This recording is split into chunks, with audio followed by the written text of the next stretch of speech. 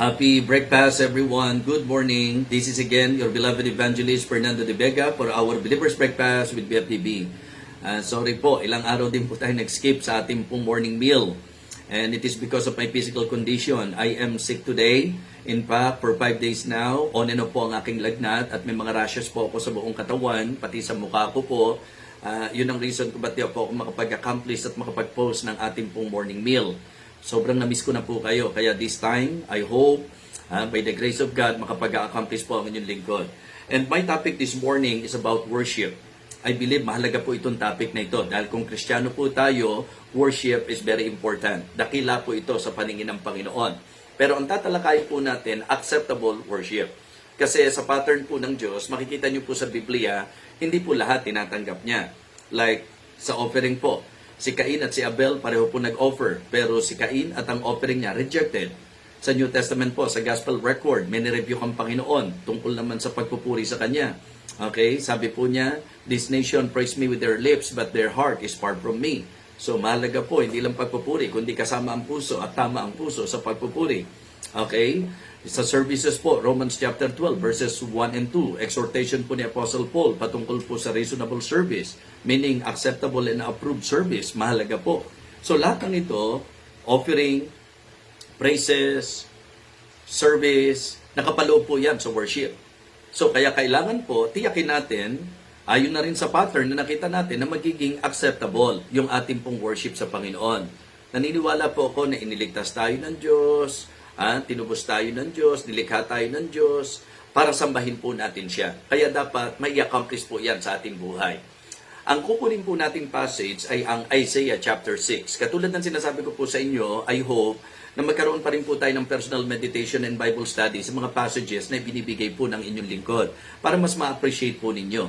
Ang Isaiah chapter 6, this is about the vision of Isaiah, that he saw the Lord sitting upon his throne, high and lifted up. At nakita niya kung paano siya pinarangalan, kung paano po siya sinamba. Yun po ang gusto kong makita yung pattern kasi ang naging impact nito sa kanya, napakaganda po. Nakita niya ang kadakilaan ng Diyos and then nakita niya ang kababaan po niya, his nothingness. Ano po? In fact, the exact statement of Isaiah, "Woe is me, for I am undone. For I am a man of unclean lips and dwell in the midst of the people with the unclean lips." For I saw the glory of God. Nakita niya yung kalwalatian ng Panginoon, yung kapurihan ng Panginoon. Tatlong bagay po ang gusto ko pong i-share patungkol po sa topic natin ngayong umaga, tungkol po sa worship. Number 1, the deep realization. Napakahalaga po sa worship ng pagkaunawa, yung deep realization po. Alam nyo, ang dapat nating ma-realize kung ano po ba talaga ang pagsamba, at syempre po ang napakahalaga kung sino po ba ang ating sinasamba. So, deep realization. Yung iba po kasi, ang akala nila, pagka pumunta ka sa simbahan, sumamba ka na. Hindi po. So, yung pagpunta po sa simbahan, pagsisimba ang tawag doon. Kung ano po yung gagawin mo sa simbahan, that will determine of your worship. Kung talaga bang mag-worship ka. Kasi may mga umaattend po, nagse-cellphone.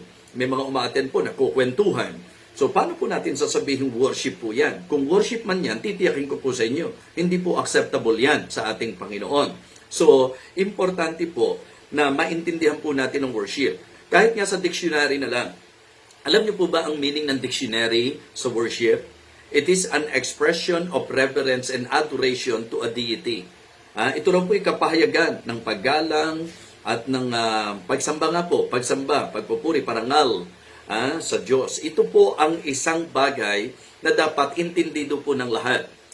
Kasi kung sasabihin natin na intindihan ng lahat yan, bakit po marami pong sablay o mali sa ating pong pagsamba? Lalo na nga po kung marirealize natin na talagang ang sinasamba po natin ayon po dito sa vision, di po ba? Yung pong kataas-taasan, kabanal-banalan, kadaki-dakilaan na Diyos, mga kapatid, yung nakita po niyan, nakaluklok doon sa trono, na talagang sinasamba, pinararangalan.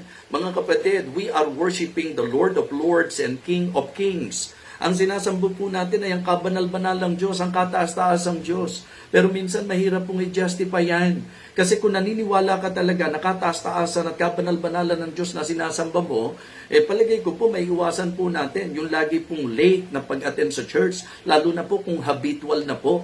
Kung intentional na po, palagay ko po, yun po ay medyo hindi po convincing. na naiintindihan mo talaga kung sino talaga yung sinasamba mo. So, deep realization is very important para po sa maayos na pagsamba po natin. So, tatandaan nyo po, ang sinasamba po natin ay ang dakilang Diyos, ang kataas-taasang Diyos. At dahil dito, kailangan pong magkaroon tayo ng deep and divine recognition. Ibig sabihin po, kung talagang na-realize mo na ang sinasamba mo ay ang maluwalhating Diyos, ang kataas-taasang Diyos, sana po kilalanin po natin siya. Magkaroon po tayo ng maka-Diyos na pagkilala sa Kanya. Alam niyo, seryoso po ito because I remember the Apostle Paul, simulat po siya sa Romans chapter 1, at dito mararamdaman nyo po, hindi nyo lang mababasa dito yung message, mararamdaman nyo po yung heart of God dito. Sa Romans chapter 1, verse number 18, sabi po, "For the wrath of God is revealed from heaven against all ungodliness and uncleanness and unrighteousness of men." So dito po, patungkol ito sa puot, galit po ng Panginoon. At alam nyo po ba sa line-up? Kung babasahin nyo po, from verse 18 po yan, ang isa po sa nakasama sa line-up dito, specific po ito, because that when they knew God, they glorified Him not as God. Neither were thankful, but became vain in their imagination, and their foolish heart was darkened. So, makikita nyo po na talagang eksakto po kilala nila ang Diyos, pero hindi niluwalhating katulad ng Diyos. Naalala ko po yung mga magulang ko noon, tinawag mo pa akong nanay, hindi mo naman ako kinikilala. So, may sense po yun. Minsan po, ang tawag natin, Panginoon, pero hindi naman natin niluluwalhating katulad ng Panginoon. Hindi naman natin nire-regard na katulad ng Panginoon. So, recognition po is very important. We should recognize na ang sinasamba po natin, Diyos na tunay. Ang sinasamba natin, kabanal-banalang Diyos, kataas-taasang Diyos. Ang pagkilala po, mahalaga. Tandaan niyo po, divine recognition. And then, ang isang patunay po nito ay yung divine reverence. Yung pong makalangit na paggalang. Siyempre po, yun naintindihan mo kung sino yung sinasamba, kaya kinikilala mo siya at bilang pagkilala sa kanya, pinararangalan, iginagalang mo siya. So, reverence is also very important sa usapin po ng worship. Kaya nga ngayon po, magandang atin pong i-evaluate, i-examine po natin kasi nasa panahon tayo na napaka-shallow na po ng treatment ng marami sa worship Para pong ang babaw-babaw na po ng pagtingin sa pagsamba. Para bang kahit ano na lang, pwede na po ang kahit ano ang mahalaga. Nagtitipon tayo, well, for me, may standard po yan. Dapat sa approach natin, may paggalang po tayo sa Diyos na sinasamba natin. Dapat sa attitude natin, maramdaman yung paggalang sa Diyos na sinasamba natin. Dapat sa attire natin, maramdaman po na meron tayong kadisentihan at talagang iginagalang po natin yung Diyos na ating sinasamba. Hindi po pwedeng kahit ano, mga minamahal. Ang approach, hindi ka po pwedeng approach nang hindi mo bibigyang pansin ang kadakilaan ng Diyos. Kaya pag nag-worship tayo, let us approach, mga kapatid, God in the beauty of His holiness, sa kanyang kabanalan, sa kanyang kagandahan. Ang attitude natin, huwag tayong palalo. Kahit ikaw pa pinakamayaman, kahit ikaw pa pinakamagaling, kahit ikaw pa pinakamaganda boses, hindi ka ganun lalapit. Yung attitude po natin, if we really understand at na-realize natin yung kadakilaan, kabanalan, kataasan ng Diyos, katulad ni Isaiah, ang dapat impact nito sa iyo, na talagang sasabihin mo, woe is me, for I am undone, for I am a man of unclean lips, di po ba? Hindi po yung palalo ka na sumasamba. Kaya nga sabi ko po, you better check your attitude, you better check your heart. Kaya nga, ikaw kung talagang tinitingnan mong mataas ang Diyos, pakita yan ang attitude mo. And even your attire. Dito naman, medyo gusto ko lang pong i-correct minsan, yung mali po na pagpe-present natin na hindi raw po mahalaga sa Diyos yung panglabas na anyo ng tao. Wala po. Sa tagal ko pong nag-aral ng Biblia, wala po akong nakita na nagturo po ang Biblia na hindi mahalaga sa Diyos yung panglabas na anyo ng tao. Hindi po. Yung pong sinasabi ng Bible, that man looketh on the outward appearance of man, but the Lord looketh on the heart. Sa konteksto po yan, napipili po ng hari, di po ba? And then, ang consideration kaagad po, kung sino po yung makisi, kung sino po yung maganda yung panglabas na anyo. Ibig sabihin, physical consideration po. Pero hindi po yun, hindi mahalaga. Dahil si David po, maayos din po siya. Ang gusto ko pong i-point out, kung hindi interesado ang Diyos sa ating appearance, bakit ituturo pa ng Biblia po yung tamang pananamit, di po ba? Katulad ng sinasabi po ni Apostol Pablo, let your woman learn to adorn themselves in modest apparel. Di ba? Tinuro pa yung dissenting pananamit o modest na pananamit kung hindi po importante sa Diyos yan. Mahalaga po, ibalanse po natin. Hindi po, alam nyo, ayaw ko po Pero syempre, kung sasamba ka, dapat ang gayak mo pagsamba. Hindi yung parang mamamalengke ka, tapos palalabasin mo. Hindi importante sa Diyos yan. Ang importante sa Diyos ay yung puso mo. Bakit sa ibang bagay kaya mong magbihis? Bakit sa ibang mga lakad? Di ba? Pwede ka bang magpunta sa opisina na ikaw ay pupunta doon na nakapambahay o nakapampamalengke? Di po ba?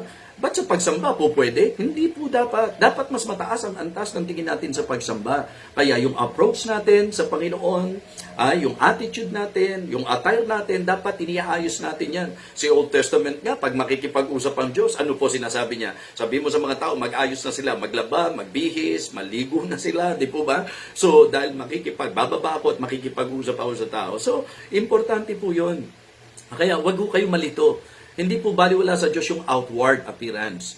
Mas mahalaga sa Diyos ang puso, pero ang puso dapat magpakita ng kung ano po, maging manifestation po nito, yung ating panglabas. Ang sabi nga po, out of the abundance of the heart, the mouth speaketh. Sa application po, out of the abundance of the heart, the face express it, the appearance express it. Hindi po ba? Yun po yung pinaka-konteksto po nito. Kaya, for me, kung mataas talaga tingin natin sa Diyos na sinasamba natin, kung kaya po nating magbihis ng maayos sa iba, bakit sa pagsamba hindi? Diba? Yung attitude po natin, wag po tayo mataas. Ang Diyos ang dapat mataas. Siya po ang dapat nating kinikilala. Hindi po magaling tayo, kundi siya po kalwalhatian po niya.